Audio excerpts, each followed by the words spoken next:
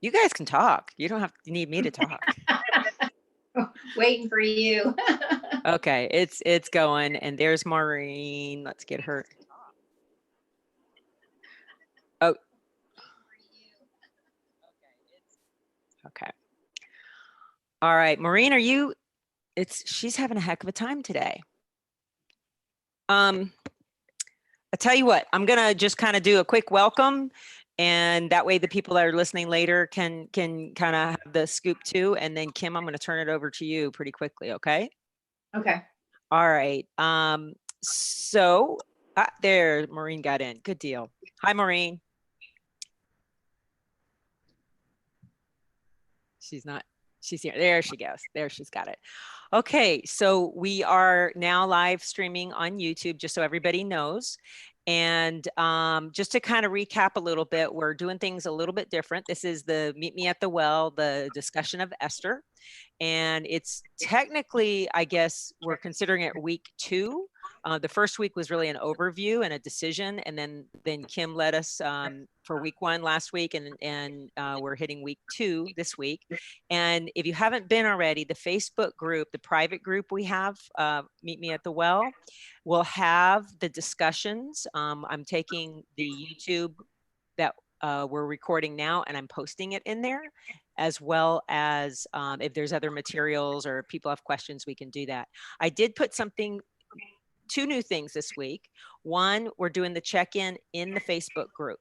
And that's so that we have time to discuss, because there's 15 people signed up for this class, and if everybody shows up, we don't have time to do a check-in. That way we have lots and lots of time to discuss after Kim does the teaching point.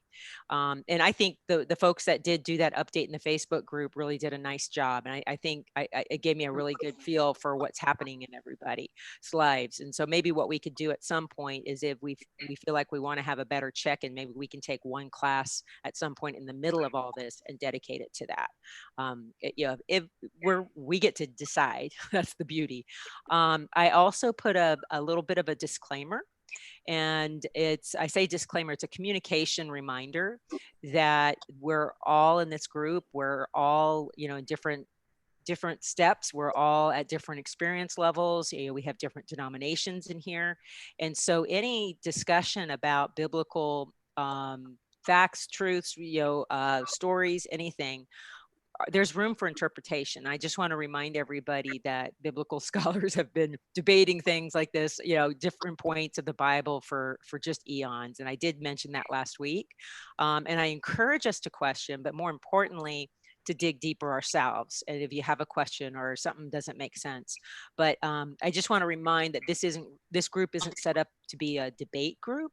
That doesn't mean don't question. It just means that if it's not a question of salvation, meaning if it's not a question of Jesus died on the cross for us, and he is our savior, then it's really not a question of salvation. And that may seem kind of harsh, but as I started digging around with this concept, I realized how many people have actually, they will not engage in debate at all. And it sounds silly, but it can get so heated so quickly, especially now. So I just put that reminder, and I'd love for everybody to just read it and remind themselves, respectful communication always. And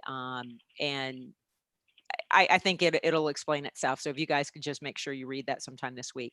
And so on that note, Kim, I'm going to turn it over to you, and have at it. Thank you for teaching.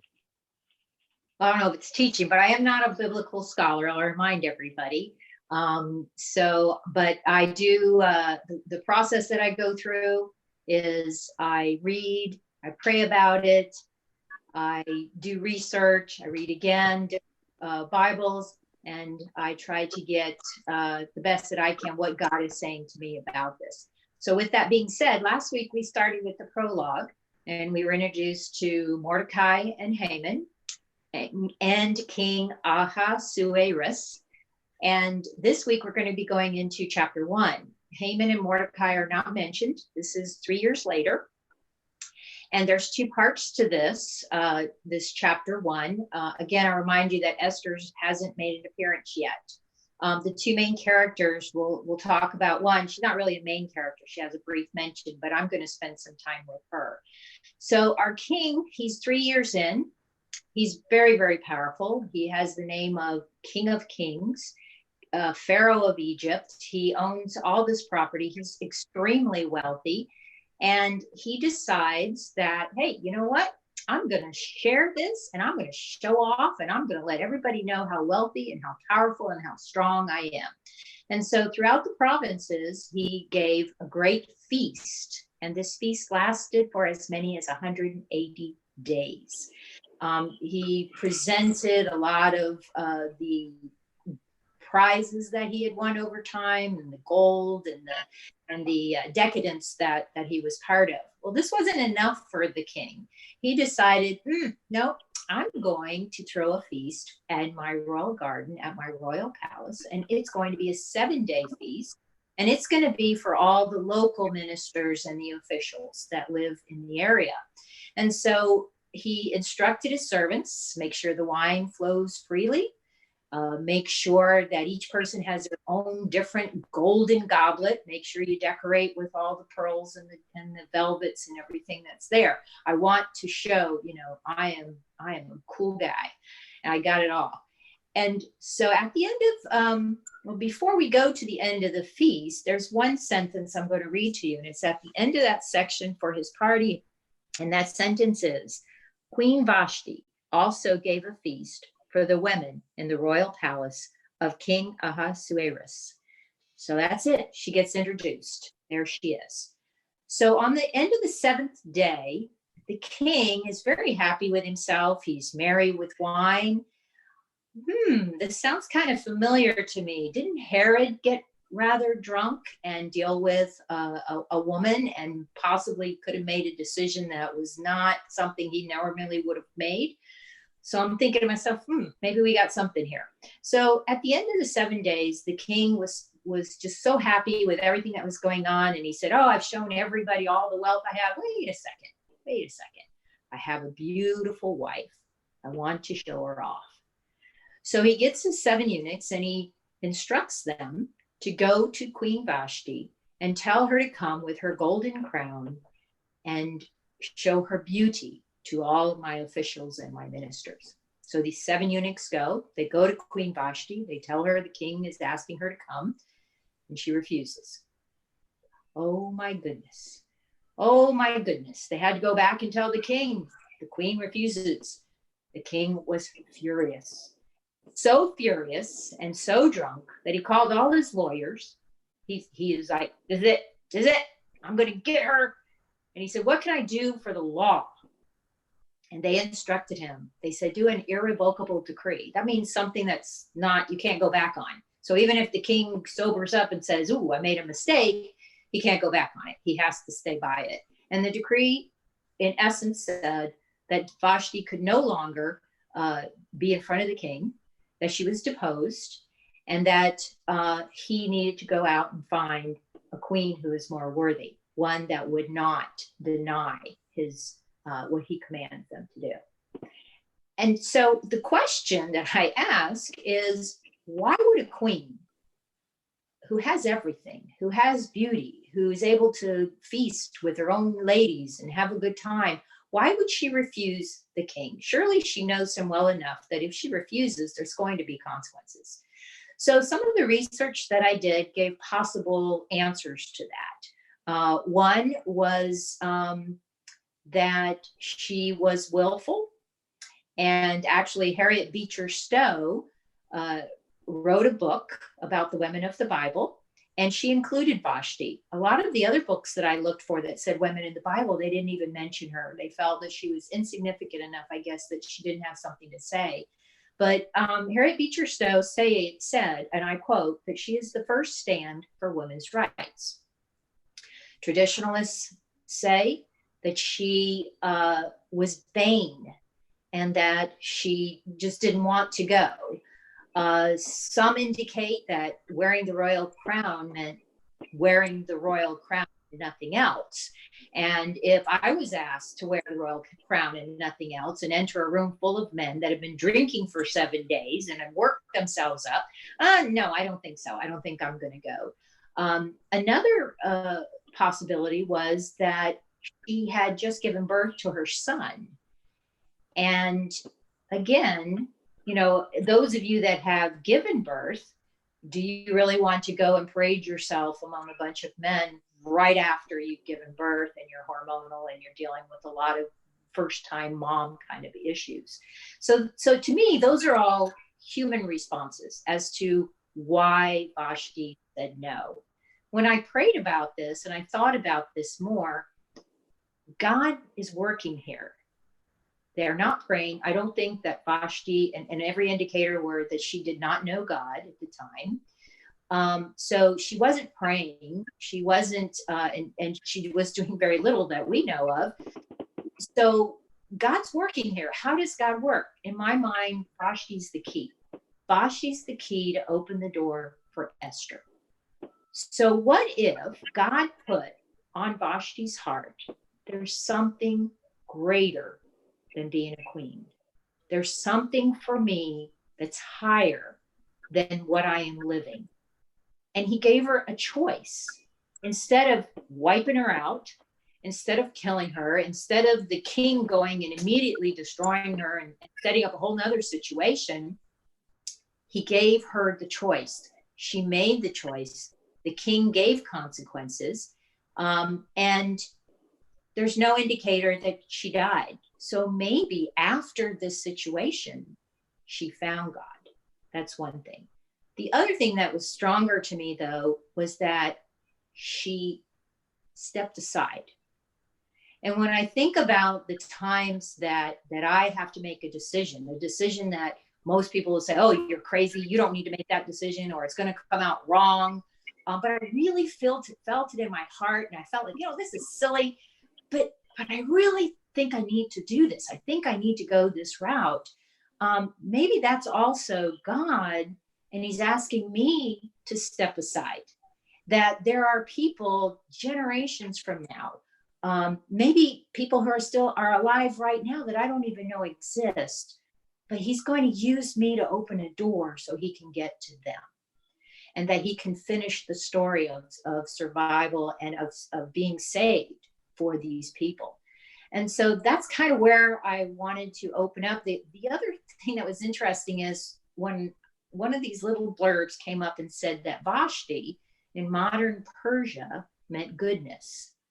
So if her name means goodness today, then to me, she created goodness from what her choice was, from maybe what her life, I don't know. But I wanted us to think about, maybe explore the avenue of, have we been in a position where we got this crazy idea, we decided to let it ferment, and it got crazier, and people were like, no, but it was so deep within. And we may never know. We may never know the consequences or what occurred after this decision is made. But down the road, there's a possibility that it saves, even if it saves one person. So with that, I open the discussion. Very nice, Kim. Very good. Does anybody have, I always have comments, but does anybody have something they'd like to start with?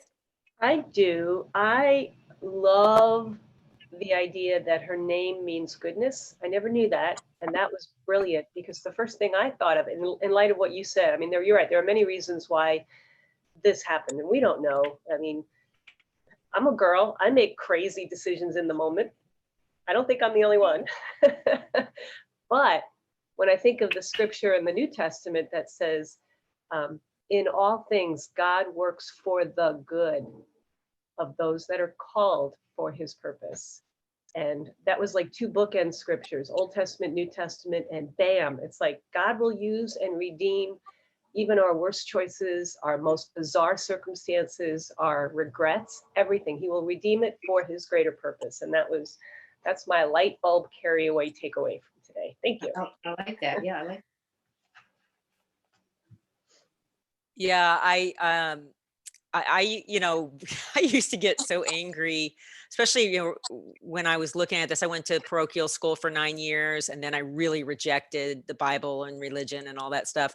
And so when I'd see stories like this, I would be so mad. And for some reason, I jumped the conclusion, maybe it was the translation I read initially, but that she was actually either exiled or I didn't read deposed. I thought she was either killed or exiled, which really made me mad, because I'm thinking in terms of, if I'm hosting a party, I'm not going to go leave it to leave my guests. That's like my first responsibility. And then I have heard, it's not in my Bible, but I have heard that having the fact that they pointed out she was wearing a crown could have meant that she appeared naked or was to appear naked. I mean, I don't know the customs back then, but yeah, I could see not wanting to do that. But now it's funny to read the story and just have wisdom behind me and age, and go exactly what Maureen just said, that had to happen, or Esther, there wouldn't have been room for Esther, and Esther saving so many people. It just had to happen that way. And it's just so interesting in the Bible. I always find there's people like that come in and they go out, and you're like, but wait a minute, wait, what happened to them? And you just want to know. And I get that a lot with stories, and this one. And I know I'm jumping around. I have one more thing. I know my Bible translation does say this is King Xerxes, and I remember you addressed that last week, Kim. Is it different translations have it as a different king, or is the king name that you're referring to Xerxes? The King James I know says Ahasuerus, and then my NIV says Xerxes. And I have a little handwritten note from a pastor that many years ago that said they were both the same guy. So when you said that last week, I was like, oh, I just took the word of another pastor. Maybe I should go look it up a little bit more. No, all the translations that use Ahasuerus, I don't know why I struggle with that name. All of them point in a subnote down below that they are referring to Xerxes. And so possibly, this book was written at the end of the Persian Empire. And so the author of this book was still very careful about alluding to certain kings, because again, he's not painting this king in a very positive light. And so he has to be careful that he doesn't say something that could get him in big trouble. So that's the research that I did, is the reason why they don't come out, and some of the translations do use king. Yeah, they do use Xerxes. So yes, I would say either way. And I probably should start saying Xerxes, because I can say that much better than I even wrote it out. Ahasuerus. I always get impressed though when people say Greek translations and the Greek word for it or something like that. I think it's fun. It's interesting in my translation, and the one that I'm reading right now is the NLT, and it kind of focuses on the king's advisors, and basically them saying, if we don't do something, the men, women throughout the city will feel like it's okay to disrespect their husbands.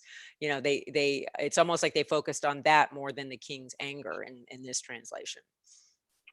And all of the books too, Tara, that was something that I thought if I got into, I would talk too long, because he names every single one of them, and Mordecai and Haman are not there because he only looks towards the Medes and the Persians. And he names every single one that gave him advice, especially Memucan. Do you have Memucan? No, I don't have. Oh wait, yes, it does. He followed Memucan's counsel. He doesn't name all of them in my translation, but he does name Memucan. Okay, yeah. And Memucan is, in essence, Memucan is the one that tells him what is to be done. Or no, he said, Queen Vashti has not wronged the king alone, but all the officials and the populace throughout the provinces of King Ahasuerus, for the queen's conduct will become known to all the women, and they will look with disdain upon their husbands when it is reported. And so therefore King Ahasuerus commanded that Queen Vashti be ushered into his presence, but she would not come. This very day, the Persian and Median noblewomen who hear of the queen's conduct will recount it to all the royal officials, and disdain and rancor will abound. And at the end, after the king does the irrevocable decree, in essence, all of the Bibles that I read, almost to the word, he sent letters to all the royal provinces, to each province in its own script, and to each people in its own language, to the effect that every man should be lord in his own home. And the other thing we need to remember in this story is this is before Christ. This is an eye for an eye, a tooth for a tooth. So, revenge is open in this section. Whereas if this were in the New Testament, we'd be looking at more forgiveness. Yeah. And, well, I don't need to keep talking because I will. So Martine, jump in. Wait, you got to unmute yourself. I can't unmute you. Yeah, I'm in the driveway now, so I'm home. Okay. Can you hear me okay on here? Sometimes I have Yes, a we bad can. connection. Okay. Yes. So no, it's interesting what you just said about like with the decree, because it reminds me there was something that just happened in politics with everything that's happening with like getting away from the World Health Organization, and now there's all these things being told, like there's like this, things being said towards people that are traveling abroad in China about you might be in danger and you might be watched by officials, and then there's issues of we're like cutting off visas for guys from other countries or from Asian countries, especially China, and it makes you think about the decree. It's like unfortunately same kind of thing happened, like that fear factor that put it out there that this is what's happening and we have to tell everyone. Oh, you're freezing a little bit, Martine. Can anybody else hear Martine? Martine. Woo, Martine. She's in driving, so she probably can't see you. Well, yeah, she's in the driveway. Martine. Oh, honey, we gotta hear you.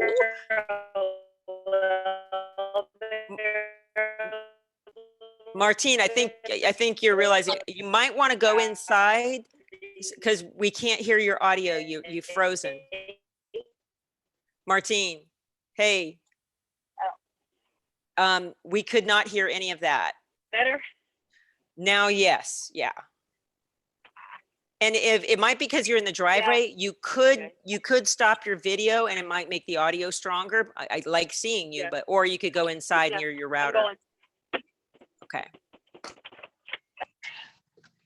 Can you talk while you're there? I can, but I can't hear you guys. It's like it's. Huh. Oh, okay. Can you restate what you just said? You were talking about people traveling in China and not being safe. I just feel like the whole idea of, when someone's in that authority, they have to make those decrees and make their power known so they can control what's going on in the situations. Just like they were trying to show, hey, like this is the way it has to be for everybody. And I just saw a little bit of a parallel in that, in the way what's happening now of, like the visas are being taken away from grad students from China because of what's going on with the World Health Organization and them trying to make some, political stuff going on. But I just saw a parallel there. And interesting about the whole idea of leadership and control. But then Freezing again. Yeah, you froze again. Maybe get in and get settled. Does someone else want to jump in while Martine's getting resettled? Peg? Kara, unmute Peg. Yeah, she got it. There, I got it. You got it. No, I was thinking, and I think this is one thing we have to be aware of. I thought I was plugged in here. I think that's something we have to be aware of when we read the Old Testament and even the New Testament. We're in a very patriarchal society. And that's, and that's coming across. And I think we as women, when we read it today, as millennial women go, oh my gosh, the men said, he had to say this because, but that was the society back then. And I think it's really important that we understand that piece, that men had that much power over women, which as we go into this story, I think sets up even more so how powerful it was that Esther had, was able to gain that much influence with King Xerxes.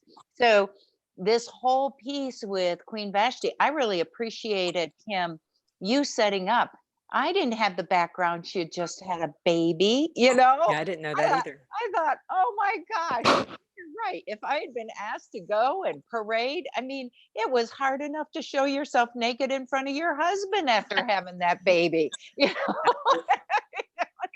our bodies look awful.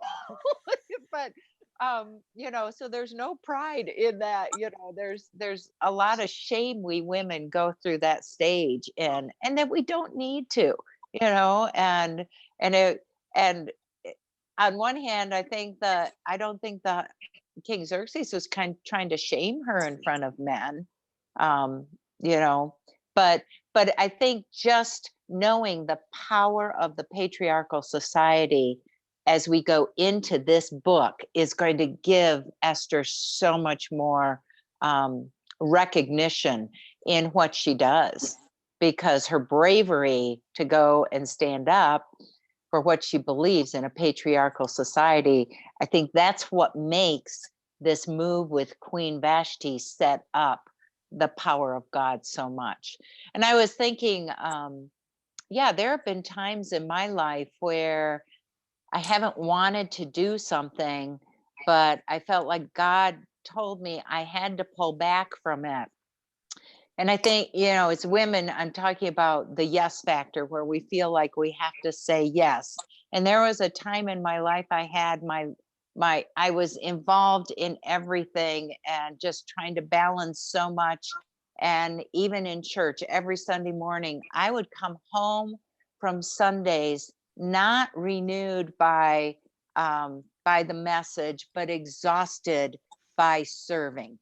And I think when God makes us exhausted by serving, he's saying, pull yourself out of something so you make a hole in an opportunity for somebody to serve.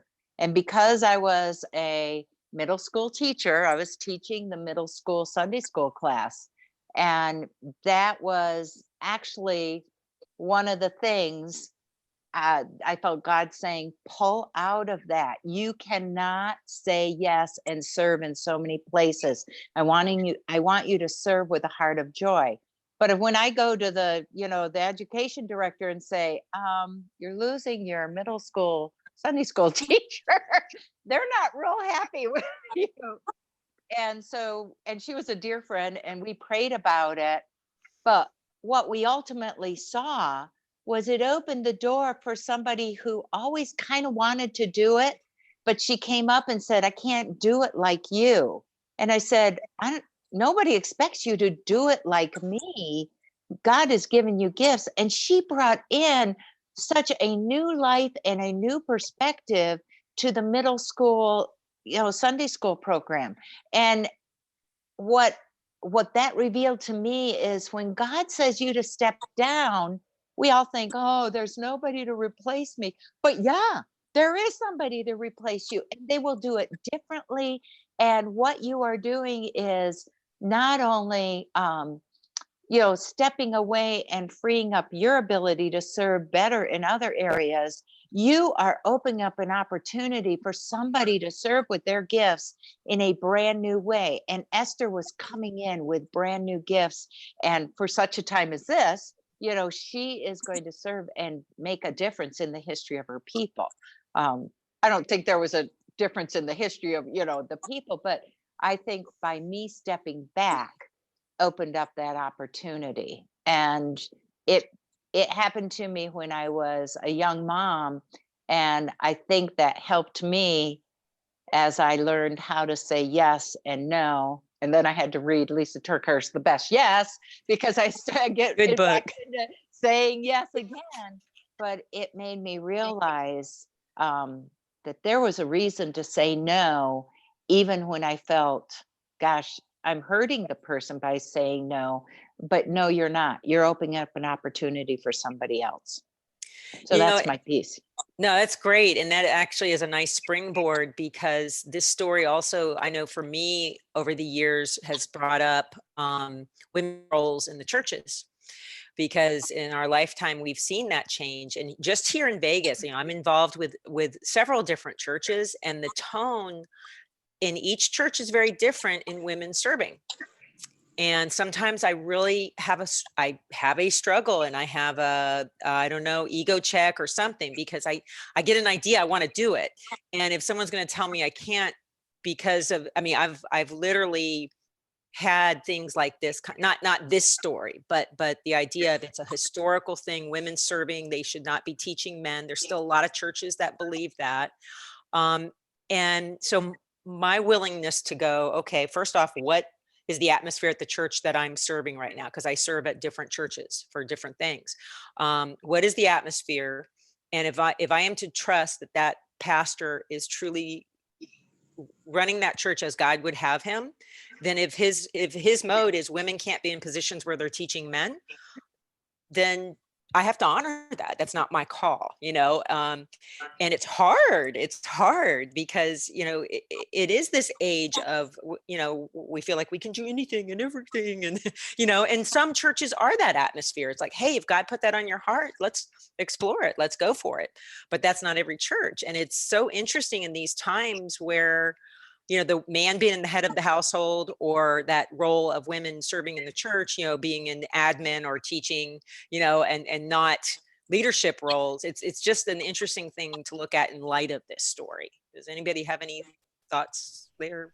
I always have a thought. Go ahead. I'm sorry. I'll let somebody else talk because I talk too much too. Well, a couple of things, Peg and Tara. One of the things that struck me also about this was that Vashti had the power to say no, even though, I mean, they didn't command her. The king instructed them. It didn't, nowhere did I read where it commanded. And the other thing is he had to do a irrevocable decree to depose her. He couldn't just say, I tried to find out if the kings in Persia at that time had harems, because during Herod's time, you had the favorite queen, but she could be deposed, sent back to the harem, and he could pick another young thing who would be the main queen. And so I tried to look to see if any of that existed during Vashti's time, because I'm thinking, well, couldn't he have just said, okay, you're no longer queen, go back to the harem and I'll get somebody else? But apparently during that time, that was not the case. So going what Peg said, that this was a patriarchal society, he had the right to say whatever he, you know, wanted, but he still had to follow a law to get his queen to no longer be queen. So she had some rights, which I found very interesting. And that, to me, Tara, when I think about that time where I was having children and I was listening to my husband and we're battling out, and it's like, okay, somebody's got to be the head of this household. Somebody's got to make that final decision. And I gave on that, but that's where that led me to think, okay, Vashti did have some power. She did have that choice. And so I'm thinking, okay, so things change. Now the king is angry. He says, I'm going to go find me a nice young thing. What, Peg, you were talking about Esther coming in. Well, he's looking for beauty, and he wants somebody who he can control now, who will do everything he wants. So that makes it even more, okay, Esther has got to have some kind of strength as well as humility, and she's got to be able to deal with this man. So yeah, it's going to be very interesting as we move on. Yeah, thank you. Maureen, do you want to jump in there? Yeah, Peg, I can relate to your comments about teaching middle school. I taught junior high Sunday school girls for, I don't know, 10 years at my church back in Ohio. It was a mega church. So to me, it was like the best ministry on the planet. People are like, what, really? You teach the 12-year-olds? I'm like, I love it. It's great. And I too had to step away, not because I was exhausted, but because my ex-husband did not like that I did it. It was a weird dynamic that we had, and I stepped away and I was so sad. And guess what? The ministry carried on without me. So God knows what he's doing. But the thoughts that I had, Kim, I think you just, Kim, yeah, you just said about you couldn't find anything about who commanded who. And in the NIV, it does say that the king commanded his eunuchs to go get her. And it just like hit me. She's not the one that broke the command. They were. The guys were. And yet the guys were like kind of like off scot-free. She's the one that had to pay the penalties. So I just thought that was kind of odd. that, I mean, I guess it's implied that a command given to him would be communicated to her as well. But the guys were not held accountable for breaking the command. They basically said, we can't help it. She said no. I think that's what infuriated the king. Is like, you're letting this woman have that much power. But when I look back to, just trace it all the way back to the book of Genesis, to the story of creation before the fall, and how, God created the planet and the world, and then dug down into the dirt, created man, and then put him to sleep, pulled out a rib, created woman, and brought the woman to him.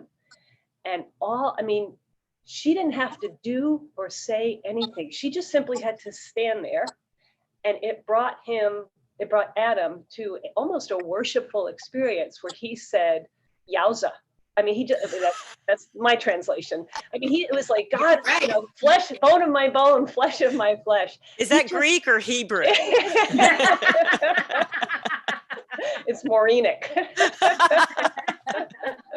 But all he had to do was look at her, and it was powerful. So the first thing that he saw that brought him to this worship was this beautiful woman. So men, it's no secret, men are very visual, and they're stimulated by the female form.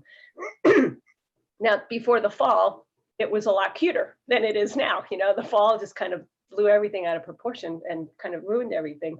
So I wonder, when the king said, "Bring her to me," I wonder if part of it, I don't know if it was to shame her, like you saw, I think somebody said that. I don't think it was to shame her.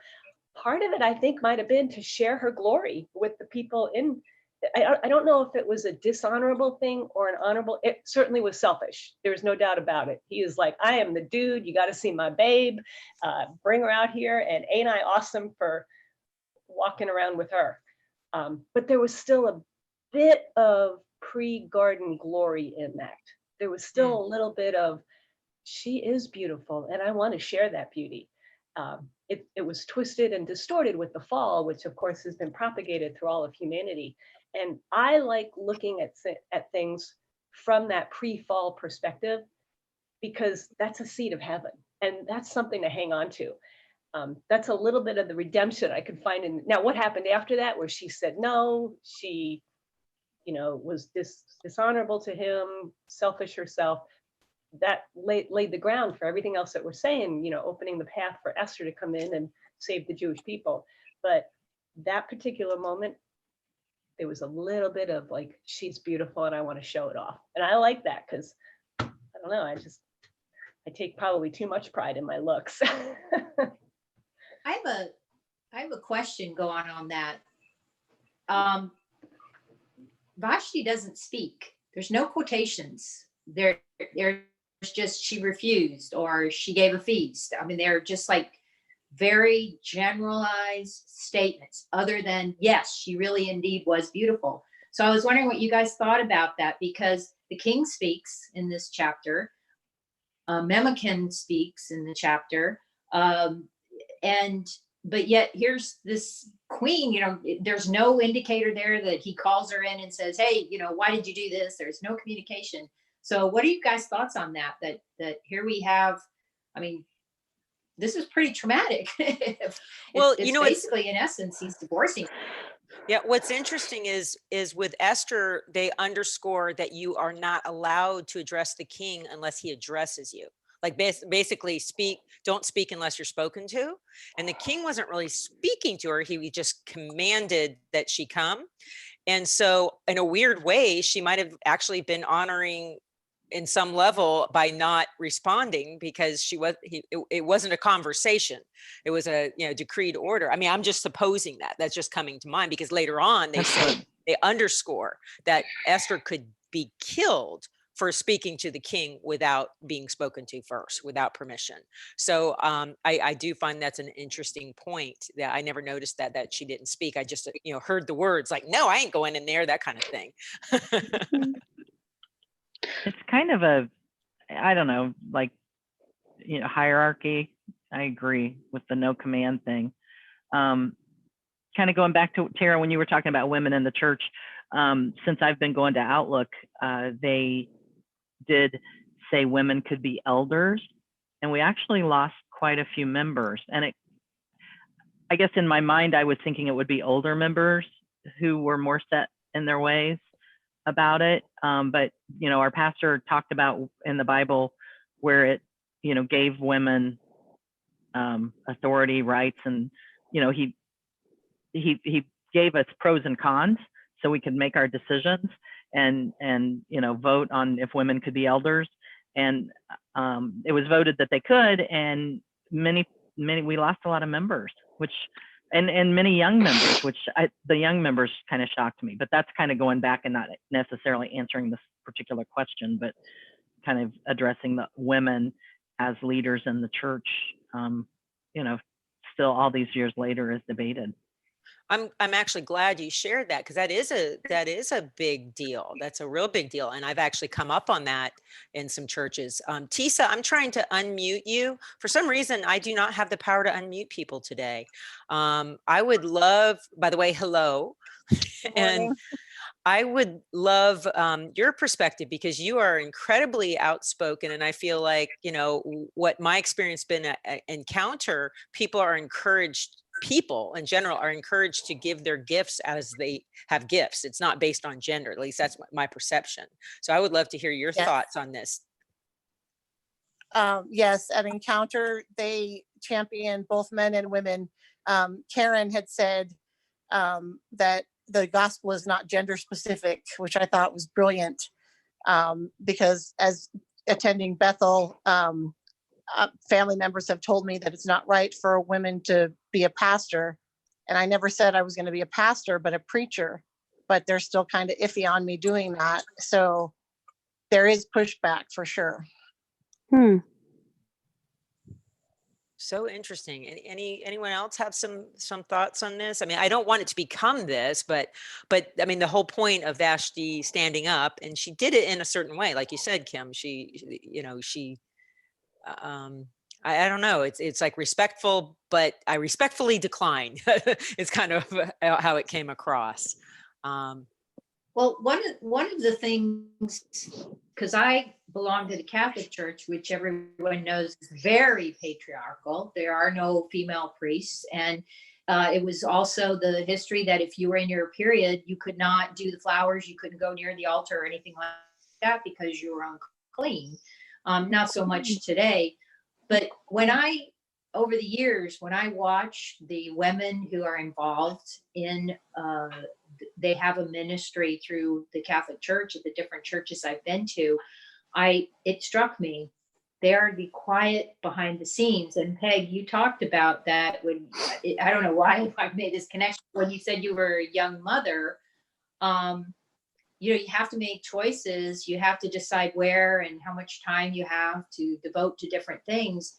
So I came to admire the women that were involved, and even the nuns. Some of my greatest teachers were nuns, and they were very outspoken. They were very, you know, they would get angry and everything else. But then when it came down to, well, why are you a nun? You know, you're in this church and you can't be a priest. And this is a teenager. This is an 18-year-old asking.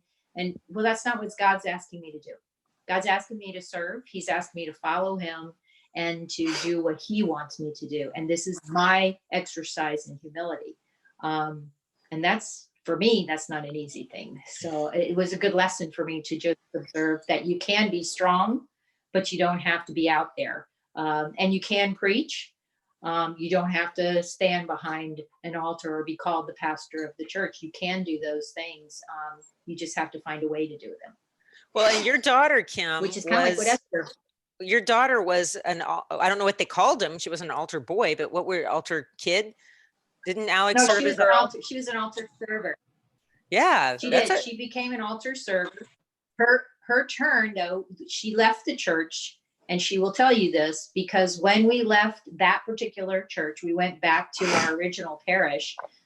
The Monsignor there, she said, "Mom, I want to serve." And I said, "Well, go ask Monsignor." And so we brought her up there, and she said, "Monsignor, I want to be an altar server."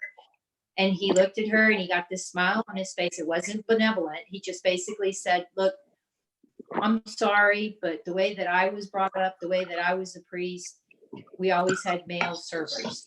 And as long as I am in this church, we will always have male servers. And that crushed me. I didn't know what to say to her on that regard. But as soon as he was no longer pastor, guess what? We had female servers. My daughter was gone, but I can't necessarily say that his comment forced her to leave the church. It made her angry, and she will have to deal with that anger at some point. But I thought, hold on, you want young people to be part of something. What was wrong with a female? If he had explained why, he didn't. But that's just, that's part of the story there. So yeah. And I think it goes back to, again, Esther. She's going to have to find a way. She's got all these rules she has to follow. She's got to find a way to communicate to the king and save people. I think that's really, I kind of encourage anybody, if you're told no, find a way, because if God wants to do it, he's going to help you find a way. Yeah. Hey, I want to say hello to Kathy. Welcome. Yay. Did you want to jump in on something here? It's good to see you, by the way. Here, wait a minute. Oh, you just want to listen? Okay. All right. I'm sorry. I don't want to embarrass you, but please know you're always welcome in the conversation. Hi, Mom. Martine's mom.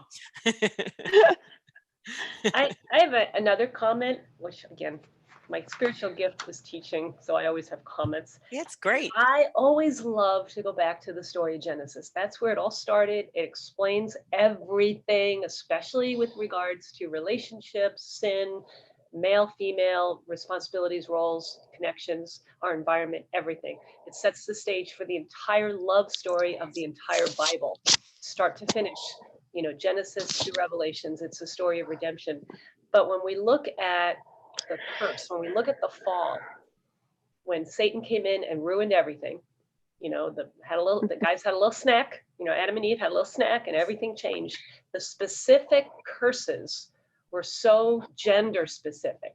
The gospel is not gender specific, but the curses were, for the male, it was, your labor will be cursed. Your work will no longer be enjoyable. It's going to be labor. It's going to be hard. It's going to be fruitless. And you're going to till the dust, and it's going to create more dust. It's going to be hard. For the woman, the curse was, you're going to want to rule over guys. You're going to want to elevate yourself above them. Your relationships will be hard. Now, that's because when God created Adam, the first thing he gave him was a job. It was, name the planets, till the earth. First thing he gave Eve, when he brought her to Adam, and yowza, was a relationship. So that's why those two things are specifically cursed. And what we see today is born out of that curse. Of course, he also curses the ground itself, and the enmity between the snake and humanity. So, we see that coming out just as evil, but the specific human curses, that's why we have this whole issue of struggling between men and women. A patriarchal society in itself was created by God and it was good, but you add sin into the picture and now you've got this jockeying for position and this pride of, I want to be in control, and what exactly is control and how can I get more control? And control, it implies suppressing and dehumanizing other people. And so that's where this conflict comes in. I was married, and this is not to be a curse or a denigration of my ex-husband. He was a narcissist, and the narcissist within the church, it's like the perfect storm of this headship versus submission, where, he's like, I'm the head, I'm the controller, I'm the decision maker. Everything comes under my control. You can't make a decision without my approval. And that's not really what headship and submission is about. But because of sin, that's what kind of has evolved it into. And we see it played out on the grander scale of, governments and even job situations and the feminist movement. It's this constant struggle of, I want control, I deserve control. So, well, the racial tension, the racial tension right now, it's the root is win-lose philosophy and suppression and evil. I think there's evil factors that try to stir up race wars. I mean, that's an opinion. But it's those whispers that people listen to, and then what they allow themselves to feed themselves about the truth of it. And and it's very difficult. I mean, I find this study of Esther being very timely on so many levels, so many levels. Just when you were saying that, Maureen, it took me to the New Testament, and the very first miracle that Jesus did, who instigated that? It was a woman. It wasn't him. His mother. It was right? his mother. Yeah, his mother went up to him, and then when he said, "Hey, it's not my business. My time has not come," she didn't say it is. She just went over to the servants and said, "Hey, do whatever he tells you." So she was the conduit between, for that whole miracle to happen. And they did. The servants followed him. So they did listen to her. So yeah, it's interesting, like you're saying, how much we evolved from that curse and that the sin. And as we move through the Old Testament and into the New Testament, and even where we are now. I'm going to go ahead and draw us to a close. We've got about 2 minutes till we hit 9. And this video of this whole discussion will be posted in our group. I have to wait till it processes on YouTube, I think, and then I can put the link in there. So it's available if you want to go back and listen to something, or, if there's somebody people who want to join this group later, they can catch up. I've got kind of those points in that group. Is there anyone that feels led to pray us out today? I will. Okay, thank you. Lord, we just want to just come before you in humility and joy, Lord. As we look at this story of Vashti, and as we get further on into Esther, we feel sometimes an internal struggle of what is the role of women? What is the role of men? What is our role in our society today, especially in a crazy, chaotic, tumultuous world? Lord, I pray that you would just speak clearly to us. Father, through the noise, just exalt yourself, lift up yourself. Father, impress us with your glory. And Father, always remind us that we exist solely for your glory. Our role, our responsibility, our femaleness, our power, our strength, all come from you. They are created by you and all for your glory, Lord. I pray that you would speak clearly to each one of us in our own set of circumstances, in our relationships, our families, our work situations, our community, and our churches. Lord, that you would raise up Esther's, not Vashti's, not prideful, insolent Vashti's, but willing Esther's for such a time as this, Lord. You will redeem everything for your glory. And what a privilege it is to be chosen to be a part of that. We just want to lift you up, praise you, and thank you, Jesus, for it's in your name we pray. Amen. Amen. Thank you, Maureen. And Kim, thank you so much for Thank the you. lesson this week. And thank you for the discussion, everybody. And again, just know that we have resources in the group. So we can continue to invite people to come, or women to come in and join us. So thank you, guys, ladies. Thank you, Kim. Thank you. Thank you, guys. All right. Good job, Kim. Very nice. Yep, she left. Okay. All right. See you.